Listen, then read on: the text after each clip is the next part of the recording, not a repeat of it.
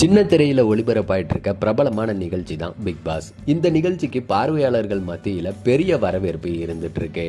இந்நிலையில big Boss season 9 பாத்தீங்கன்னா கூடிய சீக்கிரமே தொடங்க இருக்கு. மக்கள் கிட்ட வரவேற்பு பெற்ற இந்த நிகழ்ச்சியில கலந்துக்கிறதுக்கு பலரும் போட்டி போட்டுட்டு இருக்காங்க.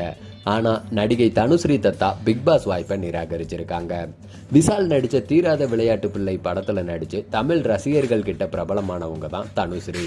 அவங்க இது பத்தி என்ன சொல்லி இருக்காங்கன்னா, கடந்த 11 வருஷமா பிக் பாஸ் நிகழ்ச்சிக்கு என்ன கூப்பிடுறாங்க, ஒவ்வொரு முறையும் அவங்கள திட்டிடுறேன். நிகழ்ச்சியில கலந்துக்கிறதுக்காக 1.65 கோடி தர்றதா சொன்னாங்க. ஆனா நான் மறுத்துட்டேன். நிலாவையே தர்றதா சொன்னாலும் பிக் பாஸ் நிகழ்ச்சியில கலந்துக்க மாட்டேன்.